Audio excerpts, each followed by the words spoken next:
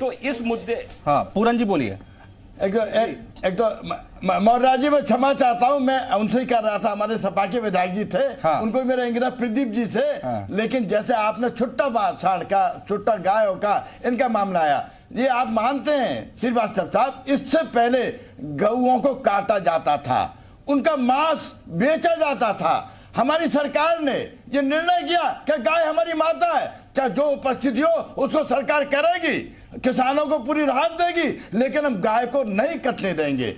ये बात सही है कि कुछ गाय जो जब हमने रोक लगाई है तो उसकी वजह से छुट्टा साड़ों की उनकी तादाद बढ़ी है, लेकिन उस बढ़ने में हम आप भी, हमारे और साथी भी हमें जिम्मेदार हैं। हम सरकार अपना कोई कसर नहीं छोड़ रही है, उनके इलाज से, उनको गौशाला में पहुंचाने से, हाँ। उनकी व्यवस्था करने से, हाँ। और जहां तक आया आपका ये बात सही है कि साहब जो छुट्टा साड़ आते हैं, रोडों पर आते हैं तो दुर्घटना होती है, उससे कैजुअलिटी होती है, उसमें भी हमारी सरकार पूरी तरह से गंभीर है। एपी तिवारी जी,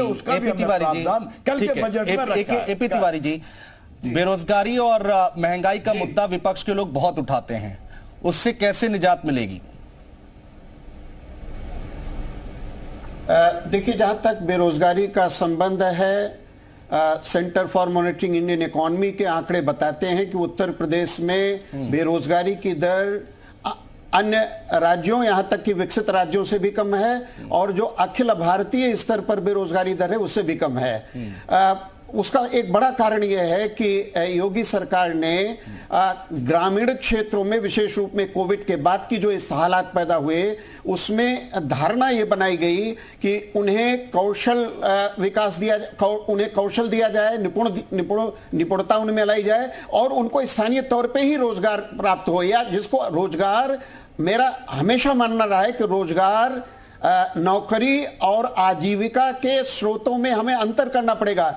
सारा फोकस किस पर है? जैसे केंद्रीय बजट में एक बात उठ रही है कि 25% से मनरेगा का आउटले कम कर दिया गया है। हाँ। क्यों? ये मोदीनॉमिक्स जिसको कहा जाता है, मोदी की आर्थिक नीतियों के अनुरूप है, क्योंकि मोदी की आर्थिक नीतियों में स्वरोजगार पर बल है, स्टार्टअप्स के जरिए, stand up India, skill India, ये जो विशेष रूप में स्वरोजगार की बात की जा रही है, तो स्वरोजगार यदि बढ़ता है तो उसके लिए जरूरी है कि एक कुशल श्रम शक्ति उपलब्ध हो, और इस मामले में उत्तर प्रदेश, जहां लगभग मेरा अनुमान है कि 56% क्रियाशील आबादी है, वर्किंग पॉपुलेशन है यूपी की, ऐसे में अगर इसको काम देने के लिए उद्यमिता का विकास किया जाए, कौशल विकास किया, जो किया जा रहा है, तो इसका परिणाम यह होगा कि उन्हें रोजगार मिलेगा। जहां तक महंगाई का संबंध है, महंगाई पूरे विश्व में एक समस्या है। महंगाई के जो मापने के तौर तरीके हैं, अभी मैं कुछ आंकड़ों को खंगाल रहा था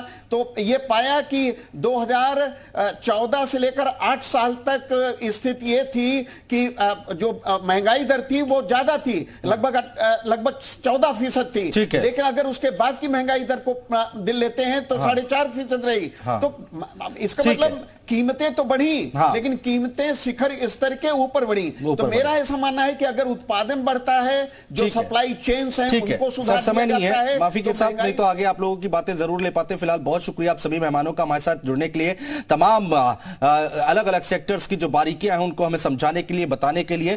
फिलहाल देखना होगा कि कल बहुत अहम दिन है, 11 बजे जब सदन में पहुंचेंगे सभी विधायक और सरकार के जो वित्त मंत्री हैं, वो क्या पिटारा खोलते हैं। 7 लाख करोड़ से ज्यादा का बजट कहा जा रहा है पेश होगा, किस सेक्टर्स को कितना यहां पर सहूलियत दी जाएगी, ये देखना बहुत दिलचस्प होगा। यूपी मांगे उत्तर देख रहे थे आप, बने रहिए जी उत्तर प्रदेश उत्तराखंड के साथ।